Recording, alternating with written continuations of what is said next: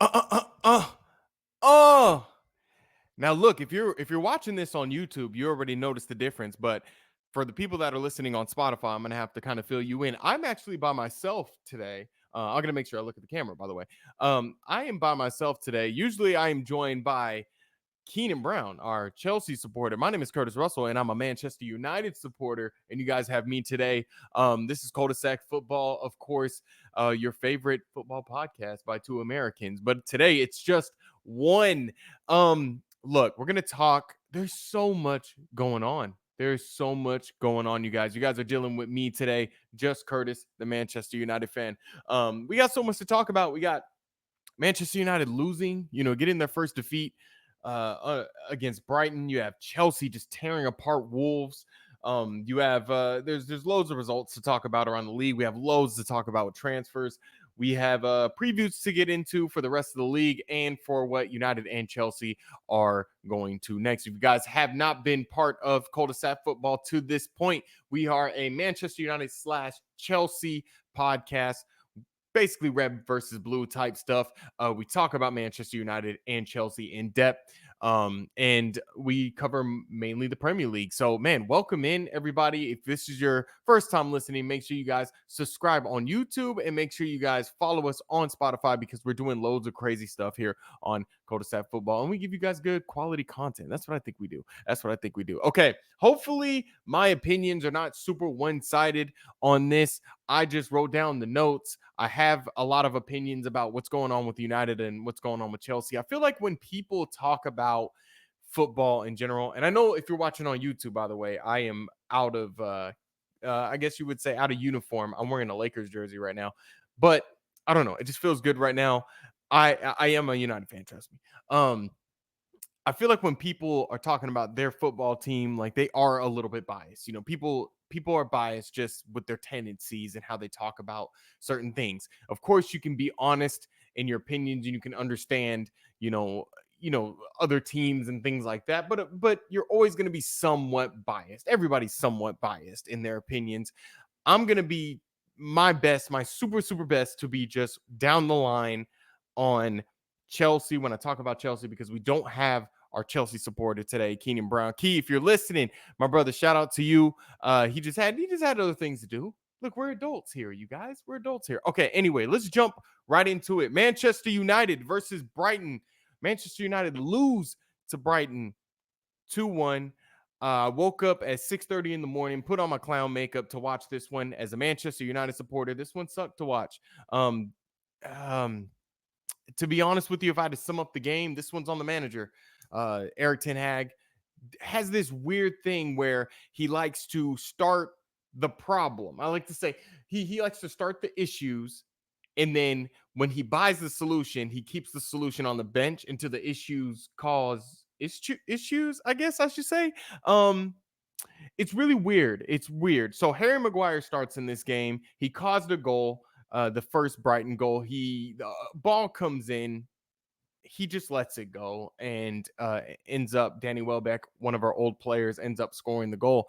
I didn't like the lineup for two reasons, honestly. Harry Maguire's playing, and of course, Garnacho's back on the bench, and Marcus Rashford's playing, who I just think has been bad for a while. And just doesn't show that same heart and desire as Garnacho does, of course. So that was one of the things that Ten Hag got wrong. He bought De Ligt for what? It's like 50 million, 54 odd $million. And you keep him on the bench until Harry Maguire makes a mistake. And then we start him. We've seen him do this with Varane. We've seen him do this with Casemiro. And the issue with doing this with a defensive position is you're going to end up conceding a goal if they make a mistake. So you're just waiting for them to make a mistake so you can say, okay, you lose your spot. Now here comes our solution. So you're starting the issue and putting the solution on the bench after you bought the issue, after you bought the solution, if you guys know what I mean. It's a bit ridiculous. It's one of the down qualities of Eric Ten Hag. Again, he's playing his favorites. He's playing Marcus Rashford. He's trying to play him through form. I don't like it. Of course, when you look at tactically, and I know I'm going all over the place. Please follow me. Please follow me. When you look tactically, we started Mason Mount. We started Bruno Fernandes. And these two were kind of both they kind of at times played false nines. They both pressed, and I thought Mason Mount played very well in the first half. Him and Bruno and Rashford at times they linked up well. And it looked fluid. It looked fluid. The attack was there wasn't still wasn't an end product because we don't have an actual recognized striker, but the buildup was looking good and it was looking fluid. Unfortunately, because Eric Ten Hag played Harry Maguire, it led to a goal. It led to a mistake in the back, and it led to a goal, which led to Eric Ten Hag having to take off Mason Mount and put on Joshua Zirkzee at halftime. So it looked bad for Mason Mount. Unfortunately, Mason Mount, it's just going to be hard for him to get on the team, and it's not his fault. I feel like in especially in this game, he played well in the first half, and it's not his fault he came off. It's Eric Ten Hag's fault. So it's another issue that it's another problem that the manager created in this game. Joshua Zirkzee comes on. We end up getting the goal from was it Ahmed? Ahmed scored. He's playing so well. Ahmed Diallo, he's playing so well. He ends up getting the goal, cutting in on his left foot, scoring the goal. And then we get a chance with Garnacho. Bruno sends it to the back post of Garnacho, but Joshua Zirkzee tried to get to it first, and Garnacho shot it right at him, and it ended up not being a goal. Ended up being called back for offside. So I think honestly, when it comes to that goal, it's just unlucky. I mean, in the moment, you're mad as hell about it because it's like, I want to be 2-1 up on Brighton at away from home. And it turns out that Joshua Zirkzee tried to go for the ball, and his slide led him into the goal. And Garnacho shot it, and it hit him, and it was just super unfortunate. And I actually feel sorry for Joshua Zirkzee. You can only think about how he felt after that. I mean, it really sucked. It really did suck. And at that point, we put on what happened. I look. I'm recording this on Wednesday, so I'm just trying to remember the game at this point. We finally took off Harry Maguire, and he took off Marcus Rashford. And the worst part where Eric Ten Hag completely lost me, and I was just like, yeah, he lost the game. He didn't care about winning the game. He didn't care. When the game at that point is opened up at 1-1. Bruno Fernandes is your main creator, and he's the best player on the team. Why the hell do you take him off at that point for Scott McTominay, who's leaving? It was such a naive and elementary decision from Eric Ten Hag. It was ridiculous. And that's why I say Eric Ten Hag did everything wrong in this game for us to win. And it was solely on the manager. I think after that game, I was like, you know what? If he doesn't start DeLit and maybe even start Garnacho against Liverpool, I might have to reconsider my persistent support for this manager. And look, I'm Eric Ten Hag in. If you guys did not know, I'm Eric Ten Hag in, and I trust Eric Ten Hag. But you got to change some of the things that you do. You can't keep picking your favorites all the time. You know, we want to be able to say, look, Eric Ten Hag picked the right lineup. It's the players. It's on the players now. It's on the players. This game was not on the players to me. Of course, some of the players could have done better, of course. But this isn't, if you keep messing around with the tactics, you keep playing the issues and not playing the solutions that you spent money on, that any of y'all spent money on and got you. I mean, how many times for 10 years with Manchester United, we've said, look, the board have not backed this manager. Well, Ineos have backed you. They got you, Lenny Yaro. They got you, DeLit. They got you, Majorawi. They got you, Joshua Zirkzee. They got you, these players. Yeah, of course, the midfield's kind of messed up, and we'll talk more about the midfield solution soon. But we're playing.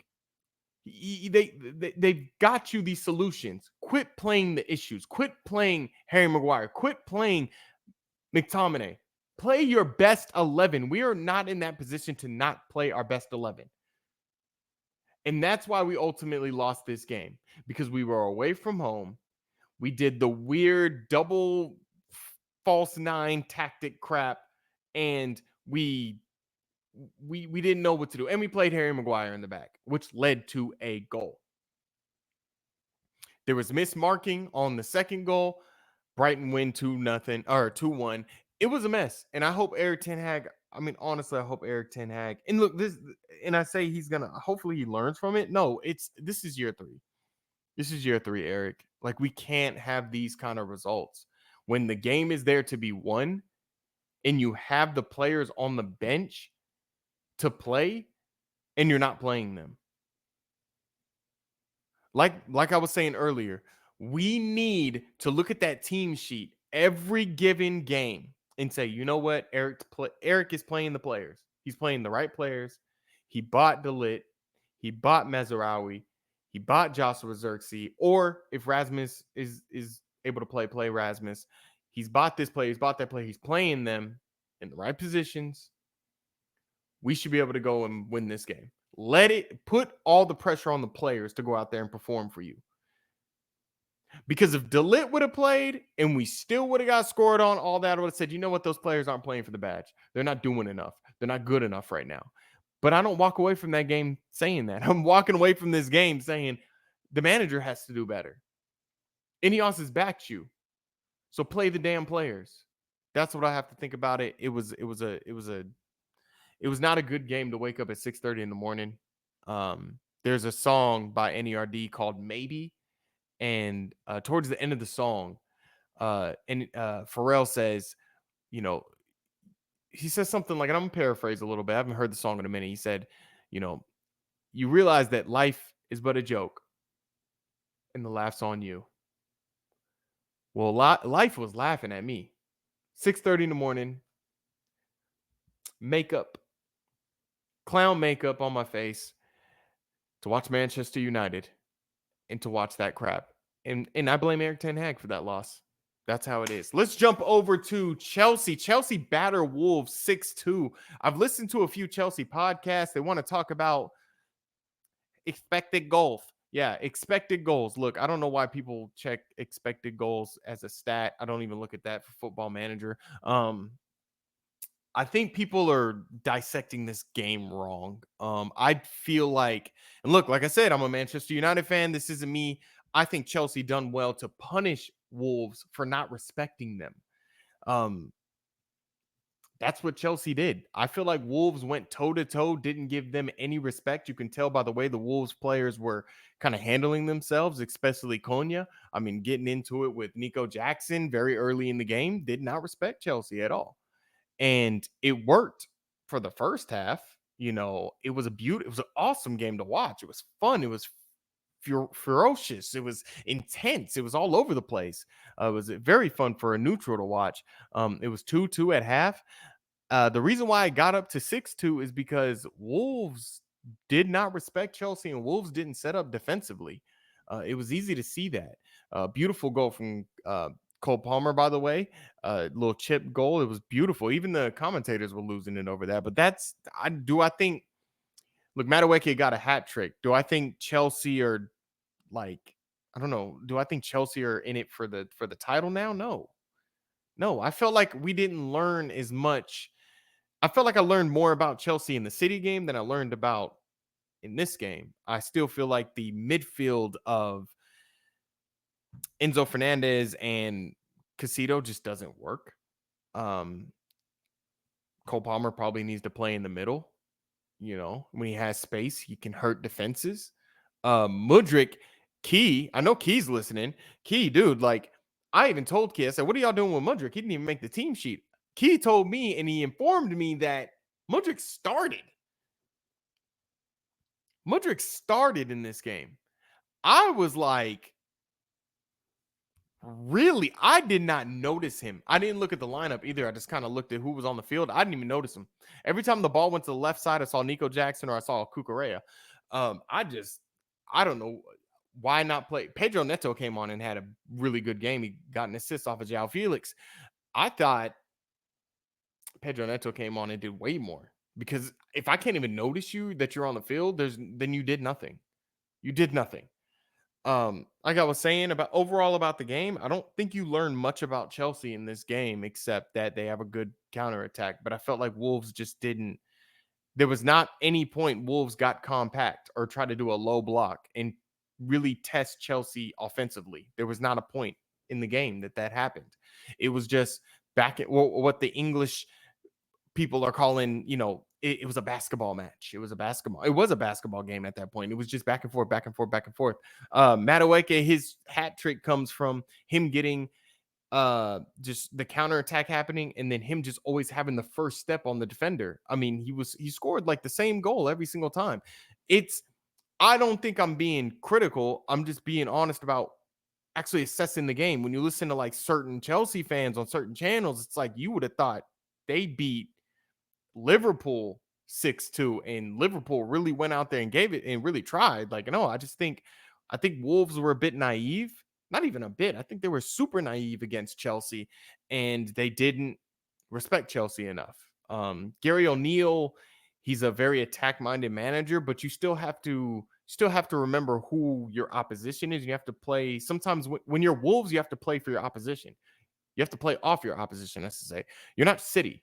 You're not Manchester City. So you can't just go out there and dictate the game. Sometimes you're going to have to fall back. I think in the beginning, you scared Chelsea. Like they were frantic defensively. You created chance after chance. You got 2 goals out of it. And I think if you would have set up shop right there, maybe even if they would have lost 3-2, I think that's respectable. I think the fans can come away and say that was good.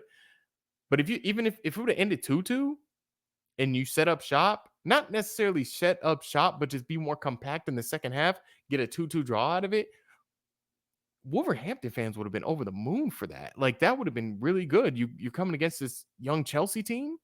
Um, yeah, I just think it went from a really good game for Wolverhampton to a really, really bad game because of the way they played.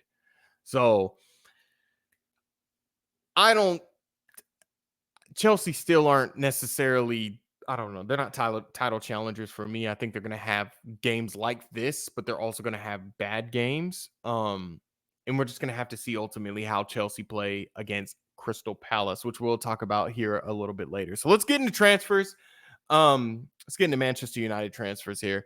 Of course, we like to do our transfer news. It's so good to have transfer news right now because with the first couple of episodes of Cul de Sac Football, if you guys weren't tuned in, we didn't talk about transfers much because the transfer window wasn't open. So it's great to have the transfer window open and now we can talk about transfers. Yeah. Make sure you guys subscribe to Cul de Sac Football on YouTube. Make sure you guys follow us on Spotify because me and Key, when Key's here, we're doing great content, of course. Manchester United, man, as a United fan, I'm just going to kind of just let the passion consume me. I'm going to let it consume me. Man, oh man, oh man. Manuel Ugarte.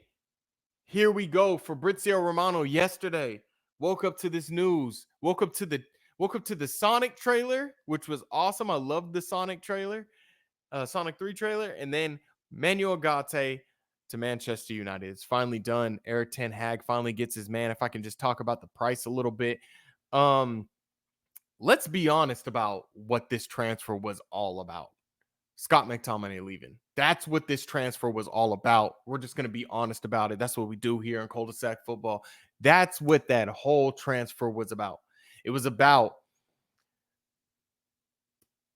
getting the money for Scott McTominay leaving and having that empty slot that we can have for Manuel Ugarte. We weren't haggling over a price. We're paying 60 million for him. 50 million up front, 10 million in add-ons. Yep. So I think PSG got exactly what they wanted. They bought him from Sporting Lisbon. I love Sporting Lisbon as a football club, by the way. They bought him from Lisbon, Sporting Lisbon, for 60 million. They're selling him for 60 million. They have made a net off of Manuel Ugarte of 0 by the time those add-ons kick in, if we do reach those add-ons, of course. So it's exactly what you would think it was. It's exactly what they wanted, and they got what they wanted. I think the obligation to buy only came up because we weren't sure about Scott McTominay. So now Scott McTominay, as we jump over, well, let me say, I'll stay on my Manuel Ugarte for a second. Manuel Ugarte he's a player that's going to take the ball off the back four. He's going to move it to players that can initiate the offense. He's a player that's going to have a good tackle. He's going to have crunching tackles. I feel like he's going to be a bit of a marked man in the media and on the pitch because he's going to come with that reputation of he's going to stick a foot in. He's going to do the hard tackles. For us as Manchester United fans, we're going to love that because Martinez does it. That's why he's the butcher. He's the butcher of Manchester. And Agate is going to have that. Casemiro has that. Casemiro already has red cards. I mean, before he came to Manchester United at Real Madrid, he never had a red card. What, he's had 2 now? Because he's a marked man. The media in England are going to kill him. They're going to absolutely slaughter him. If he has a bad game, they're going to murder him because he took the spot of a British player. And the profile of player he is, he's going to be an easy target for the British media. I think we're getting a wonderful player, by the way, Manuel Ugarte. Welcome to Manchester United. I think we're getting a really good player out of Manuel Ugarte. He's going to be a player that I think is going to. I think the intensity of the Premier League, I think it'll take him a few games, but I think he'll fit perfectly. We need somebody to be a bit of a midfield general in the sense of defense, somebody to kind of read the game, break up the play, and move the ball. And I think Manuel Ugarte is the guy to do it and make it happen. And of course, if any of y'all says that this is the guy, if Eric Ten Hag says this is the guy, we got to trust him because Eric is the manager and we got to get behind him. So I'm really excited, really happy for this. The Ineos transfer window to this point, Scott McTominay gone, Mason Greenwood gone, a few other players are gone. We bought in Lenny Yarrow, Joshua Zirkzee, Mazraoui, Manuel Ugarte now. We're bringing in some young players. I say it's an 8. Some people are saying it's 7.5. They want more. Christian Eriksen needs to leave. Lindelof needs to leave. I get it. I give it an 8. We are not used to this type of window because we were under the Glazers for so long. We have this massive debt hanging over our head. Look, American ownership can be damning when they try to run you like an American business, and that's how we were ran.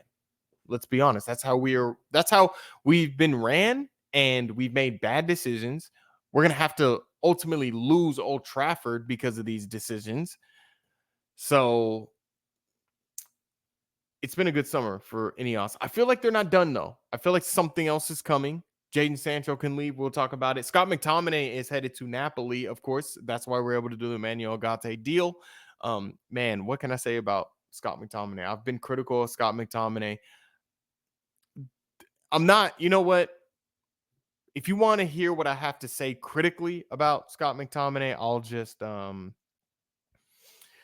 I'll leave you to just go check the past podcast about how I feel about Scott McTominay, because I want to take this time and just say, Scott, you have always, always, always, always been the guy to wear your heart on your sleeve. You have been a great servant to the club. Everything has been about Manchester United forward in your life. You've put the club first. You are a patriot for the club. He is somebody that gets it. He'll get up in the morning at 7 a.m., go to training. I know they're not, I bet you they're not waking up, but Scott would do it. Scott McTominay would do anything for this club. He's been here for, somebody said 22 years since he was a kid. He is somebody that, I always say it, he's somebody that goes to sleep when Manchester United draws on. He pumps his chest. He kisses the badge. He's all about the badge. He's all about Manchester United. He's all about our history. He's all about what this club stands for. And you're always going to be loved by this fan base for that. So thank you, Scott McTominay, for everything you've done for this club and all your dedication, your heart, and your love for this badge and for Manchester United. And that's what I'm going to say about Scott McTominay.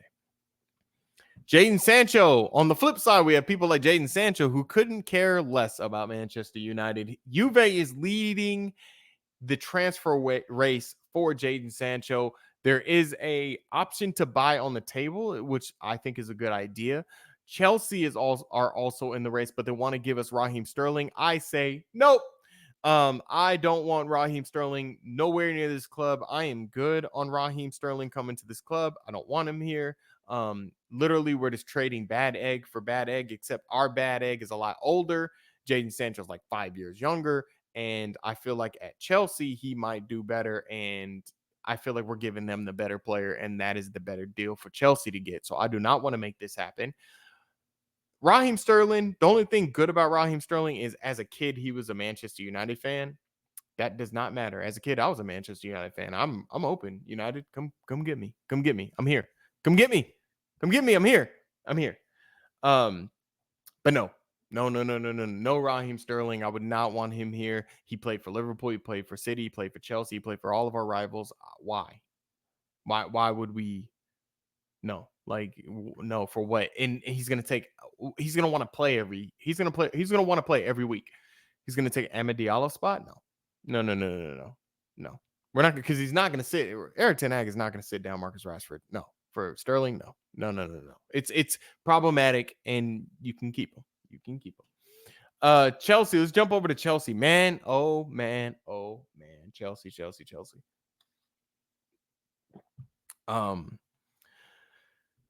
Chelsea have been in a lot of people on Twitter, social media. Chelsea have been kind of the subject of a bit of a slaughtering in terms of the way Chelsea have, the owners have ran Chelsea.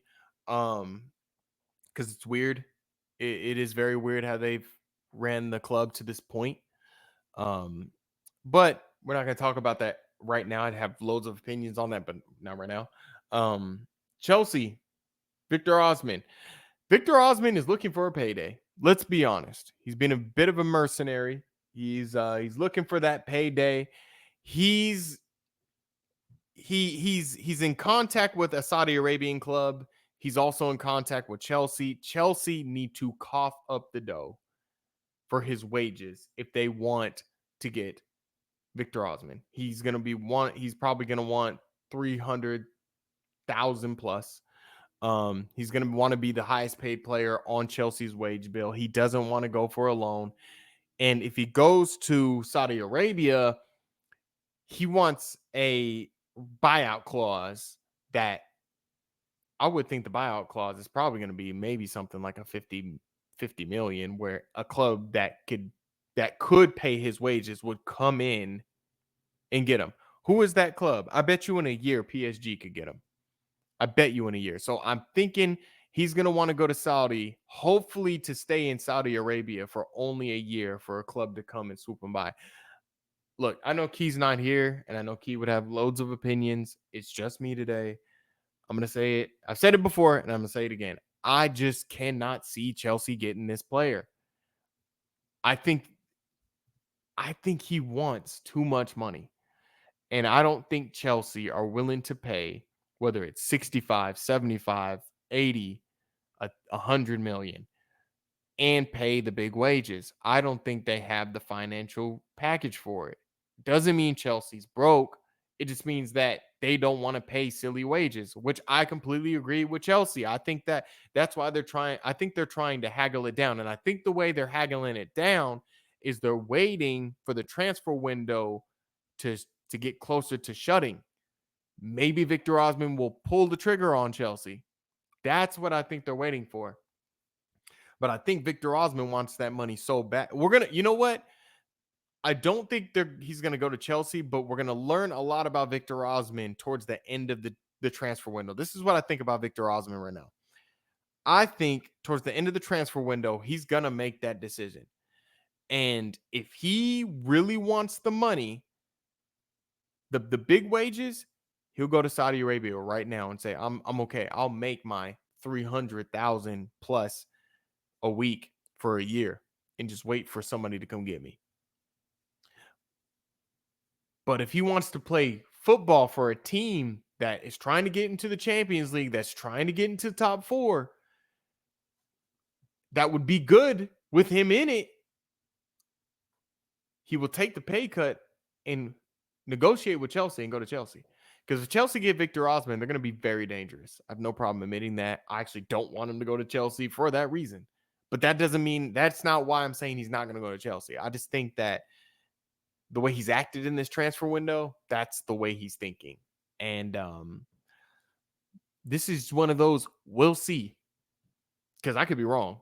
Like I could sit here and I could be wrong. This is one of those we will see transfers. We're just gonna have to see. It's constantly a building story. Fabrizio Romano's on top of it. We'll continue to we'll talk about it.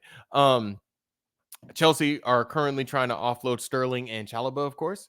Um, I don't really understand, man. Like I don't think Chalobah necessary. Chalobah's a good player. I don't really see why he's getting shown the door. Of course, it's Maresca's choice. Sterling needs to go for what he did a week ago before City when he put out that statement. It was mercenary. It's terrible. He just doesn't care about the club. I don't know. He cares for his own benefit. That's what he wants. That's what he wants to do. For the rest of the league, unless I'm skipping a lot of things, you guys can tell me in the comments if there's other deals going on, and we'll comment back for you guys, whether it's on Spotify, whether it's on YouTube. Chelsea is getting Chiesa from Juventus, right? Yeah. Chiesa's a good player. Saw him in the Euros, seen him a few times in Italy. Chiesa is a good player. Liverpool need a transfer. They just need a transfer. They played well at the weekend, but they need a transfer. Just to kind of excite the fans, just to, rejuvenate the squad. Their squad is getting older. Chelsea need a transfer. This is a good transfer. Will Chiesa say no to Liverpool? No, he's going to Liverpool right now to do his medical. I think he's going to end up going to Liverpool. He's a good player. It's a good signing for Liverpool. And yeah, you guys got him. I don't like the fact they got him. I hate Liverpool. I don't like the fact they got him, but they got him. Let's talk about previews. Manchester United versus Liverpool. Man, oh man, oh man. I actually meant to go around the league with fixtures. My bad, you guys. I am so sorry. I skipped a whole segment.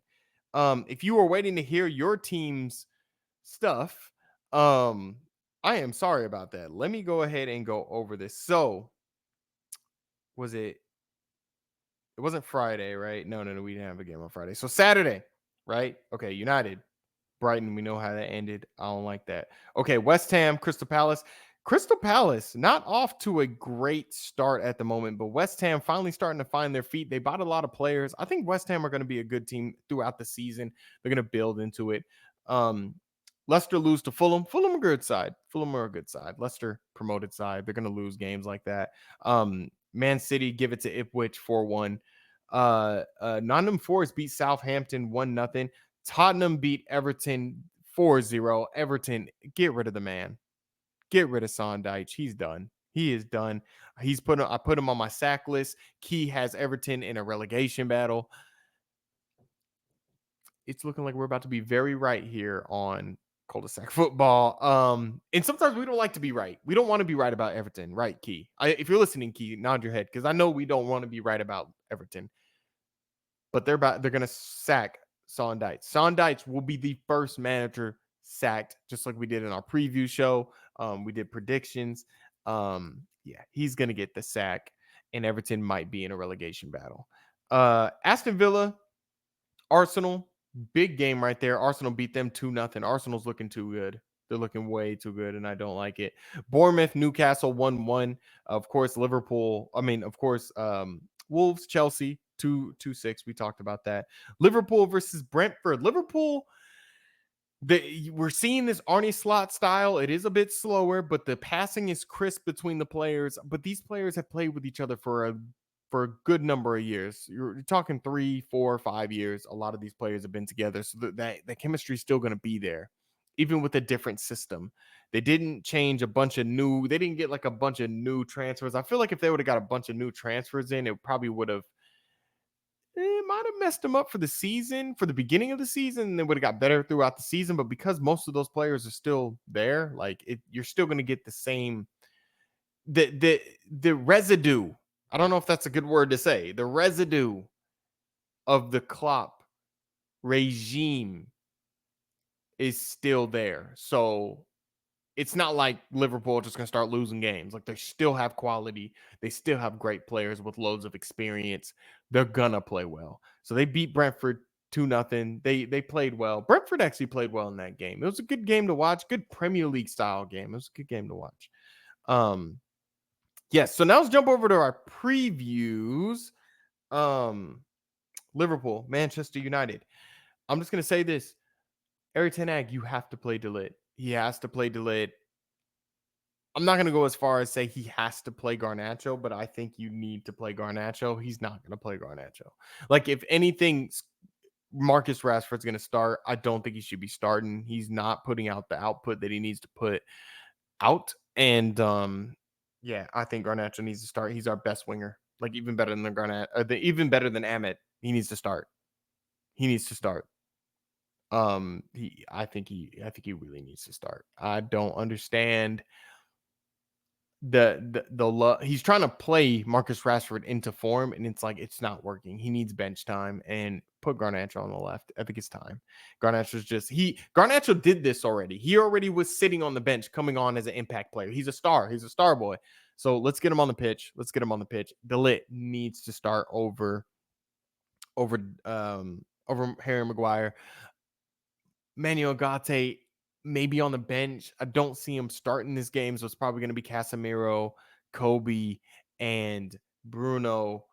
I can deal with that. We usually tend to, when our back is against the wall, there's too much pressure. And I haven't really felt much pressure going into this game. There's pressure, all right, but there's not enough pressure going into this game. Usually Manchester United, when they have loads of pressure and everybody thinks they're going to be crap, they end up pulling out a result. I'm very scared. And for Sunday, I think we play, when do we play them? Sunday. Yeah, I am a little worried about them playing Liverpool, but I hope we can stay compact, and I hope we can end up getting a result from this Liverpool team. They play differently. Maybe there might be something in this game. I'm not 100% sure, but it's going to be a game that is going to be watched. It's a big rivalry between us. And I think as long as he plays De Ligt and we play a high line, maybe we can catch Liverpool off. Maybe we can kind of catch them off on a bad day. It's going to be, I believe it's going to be at Old Trafford. It's at Old Trafford. The fans are going to be up for it. Let's get Garnacho on the field. Let's let our wings dominate. Give it to our wings. Give it to Bruno to give out to the wings. Let them go after them. Get Joshua Zirkzee on too. That's another thing. Play Joshua Zirkzee. Play a striker. And get Garnacho on, get Ahmed on, and let them feed the striker and have flair and get it down the wings, get crosses in, get the fans off their feet. This is Liverpool. This is Manchester United. We need to just play well against our rivals, and I think we'll get a result out of it. Whether it's a win, maybe a draw, I'm not sure, but I'm hoping for something on Sunday. Chelsea versus Crystal Palace. I think we'll learn more about Chelsea in this game. Hopefully Pedro Neto starts this game. Nico will probably be starting. Maybe I can definitely see Cole Palmer playing in the middle, play a 10 maybe, and then Madueke on the right. We'll see. Crystal Palace hasn't had the best start, but Crystal Palace tends to play well against Chelsea, so we're going to have to see about that. I wish Key was on here. He can give me more insight about that, but I'm really excited to watch that game. I think it's going to be it's at 7:30 a.m. I will not be up for that, but some of you guys will. So hopefully it's a good game. All right, let's hit around the league. Arsenal versus Brighton. That's going to be a good game. It's going to be a very good game. Brighton is looking a little bit better from their first game against Everton, even though they won. They still didn't get out of second gear, but that will be a good game. Arsenal are playing well too. Brentford versus Southampton. If Brentford play the way they played, they'll beat Southampton. Everton versus Bournemouth. Could this be the first? Look, man, Bournemouth beat Everton. He has to go. He has to go. If Bournemouth beat Everton, you are virtually the worst team in the Premier League. You need to go, because I think I put Bournemouth after losing Dominic Solanke. I think I put Bournemouth as a contender to go down. You need to go. This is where you pick up points. if you're Everton. This is where you pick up points. And if Son Deitch cannot get that team to pick up points in this game, no, you got to go. It's time for a change. Ipswich versus Fulham. We're gonna have to see about that one. Leicester versus Aston Villa. Aston Villa should be able to win that one.